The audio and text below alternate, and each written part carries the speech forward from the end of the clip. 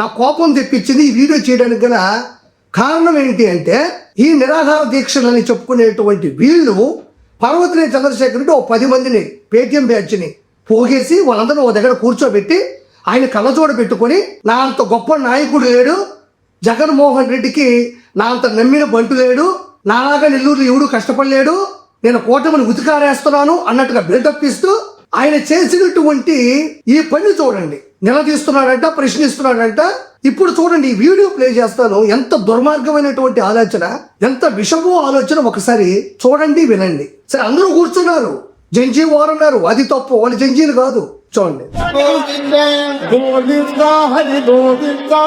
ఇది గోవింద నామాల రాగం. ఇది గోవింద హరి గోవింద, గోకుల నందన గోవింద, శ్రీ శ్రీనివాస గోవింద, శ్రీ వెంకటేశ గోవింద, భక్తవత్సల గోవింద, భాగవత ప్రియ గోవింద, గోవింద హరి గోవింద. ఎంత వినసొంపుగా ఉంది.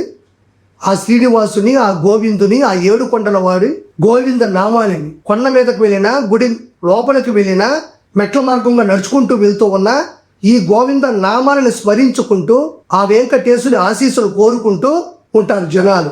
అంత పవిత్రమైన అంశానికి సంబంధించినటువంటి గోవిందుని నామాలని, ఆ నామాల రాగాన్ని తీస్తూ ఆ పదాలని మార్చి వీళ్ళు ఎలా పాడుతున్నారు చూడండి. ప్రశ్నించవచ్చు, ఏదన్నా తప్పు ఉన్నా, ప్రభుత్వం కరెక్ట్గా పనిచేయకపోయినా, భారతదేశంలో ఉండే ఏ రాష్ట్రంలో అయినా అపోజిషన్ పార్టీ అనేది ప్రత్యర్థులు ఖచ్చితంగా అడగతారు అభ్యర్థుల్ని, అందులో తప్పు లేదు. ఇది పద్ధతి. అందరూ కూర్చొని వెటకారంగా మెడలో దండలేసుకొని అడ్డదిడ్డంగా కూర్చొని గోవింద నామాల రాగంలో పదాలను మార్చి ఎంత అపవిత్రం, ఎంత అవహేళన, ఇలా ఎవరైనా చేస్తారా? ఈ చంద్రశేఖర్ రెడ్డి అనే వ్యక్తి వీళ్ళందరినీ పోగేసి మనం ఆ భగవంతుడికి సంబంధించినటువంటి అంశాలను కూడా పక్కతో పట్టిస్తూ, పవిత్రమైన అంశాన్ని కూడా పక్కన పెడుతూ ఎంత దిగజారిపోతున్నామని కూడా పట్టించుకోకుండా ఈ విధంగా ఎవరైనా జంజీలని అబద్ధాలు చెప్పుకుంటూ రిలే నిరాహార దీక్షలు అని ఇలా అడ్డదిడ్డంగా రోడ్లని అడ్డగిస్తూ ఇక్కడ రకరకాల వ్యక్తుల చేత ఆ గోవిందుని యొక్క నామాలని, ఆ రాగాన్ని చూడండి ఎంత దారుణంగా ఇది. గతంలో జగన్మోహన్ రెడ్డి 2019 నుంచి 2024 మధ్యన పైన అన్నదాన ప్రసాదాన్ని, లడ్డూ ప్రసాదాన్ని ఎంత నాసిరకం చేశాడు. పులి భయం పెట్టి కర్రలో అమ్ముకొని డబ్బులు చేతిలో వేసుకున్నటువంటి వ్యక్తి జగన్మోహన్ రెడ్డి. పైన పరకామంలో ఎన్ని చోరీలు జరిగాయి, పైన ఎన్ని వ్యాపారాలు, ఎన్ని గుట్కాలు, ఎన్ని సిగరెట్లు, ఎన్ని మందు సీసాలు, పైన పూజారుల్ని బ్లాక్మెయిల్ చేసి దేవుని యొక్క పూజలు ఆపినటువంటి హీనుడు జగన్మోహన్ రెడ్డి. ఆర్కే రోజా అయితే ఏకంగా కొండ మీద ప్రెస్ మీట్లు పెట్టి జగన్మోహన్ రెడ్డికి భజన చేయడం, టూరిజం పేరుతో అన్ని రాష్ట్రాల్లో, అన్ని కేంద్రాల్లో దర్శన టికెట్లని అమ్ముకొని కోట్లు సంపాదించడం, అన్యమత ప్రచారాన్ని పైన విస్తృతంగా వ్యాప్తి చేయడం, దీనితో పాటు ఆంధ్ర రాష్ట్రంలో ఉన్న పలు హిందూ దేవాలయాల్లో విగ్రహాల చోరీలు, హిందువుల దేవాలయాల మీద దాడులు, ఎర్రచందనం ఎత్తివేత, కుండీలో ఉండేటువంటి పరకామని సొమ్మును కూడా తాడేపల్లి ప్యాలెస్ తెప్పించుకొని లెక్క పెట్టుకొని సొంత ఖర్చులకు వాడుకున్నటువంటి హీనుడు జగన్మోహన్ రెడ్డి. అన్ని తప్పు పనులు చేశాడు కాబట్టి ఆ వెంకటేశ్వరుడు యొక్క ఆగ్రహానికి బాధ్యుడై శపించబడి 151 నుంచి 5 పోయి 11 వచ్చాడు.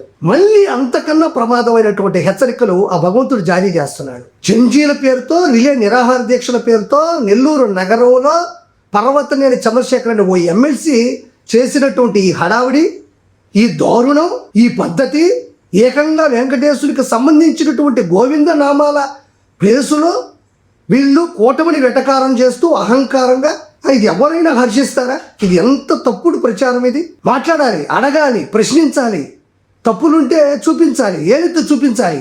అది మీకు ఆ రైట్స్ ఉన్నాయి, రాజ్యాంగం ఆ హక్కును కల్పించింది. అంతేగాని మనం ఇష్టపడేటి, మనం ప్రేమించే మిమ్మల్ని ఇలానే వదిలేస్తే వందే మాత్రాన్ని వక్రీకరిస్తారు, జనగణమన్న కూడా ఎక్కిరిస్తారు. మీరు కూటమి ప్రభుత్వానికి సంబంధించినటువంటి పలు అంశాల మీద మాట్లాడే విధానంలో పవిత్రమైన అంశాలను కూడా మధ్యలోకి తీసుకొని వచ్చి ఎంత దారుణంగా దిగజారిపోతున్నారంటే మీకు నెక్స్ట్ పడబోయే శిక్ష ఎక్కడైనా జరుగుతుందా? ఇది ఇలాంటి అంశం ఎక్కడైనా జరుగుతుందా? మైకులు ఉన్నాయి కదా, మాట్లాడండి, సోషల్ మీడియా ఛానల్స్ ఉన్నాయి కదా, అడగండి.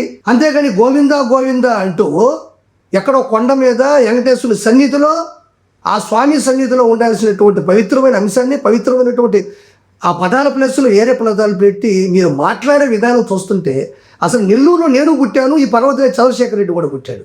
సిగ్గు అనిపిస్తుంది నాకు మొదటిసారి నెల్లూరులో ఇలాంటి వ్యక్తి పుట్టాడు అనిపిస్తుంది. అంటే జనాలు వెర్రెక్కిపోయి మనం ఏం చేస్తున్నాం, మన పద్ధతి ఏంటి, మనం ఎంత దిగజారిపోతున్నాం, జగన్మోహన్ రెడ్డి కంట్లో పడడానికి లేదంటే జగన్మోహన్ రెడ్డి ఇంటికి వెళ్ళడానికి రానున్న రోజుల్లో ఎమ్మెల్సీ నుంచి ఎమ్మెల్యే మినిస్టర్ అవ్వడానికి ఏది పడితే అది ఎక్కడ పడితే అక్కడ వెనక ముందు చూసుకోకుండా మళ్ళీ కళ్ళతోడు ఒకటి బిల్డప్.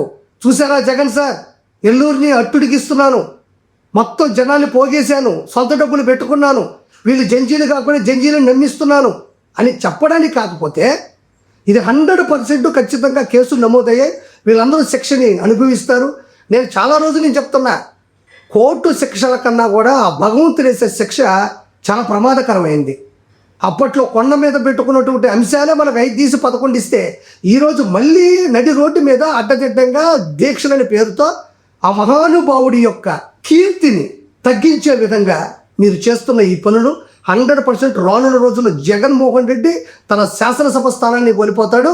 దానితో పాటు ముఖ్యమంత్రి ఏ రోజు గెలవడో ఖచ్చితంగా చూస్తూ ఉండండి. Thank you so much.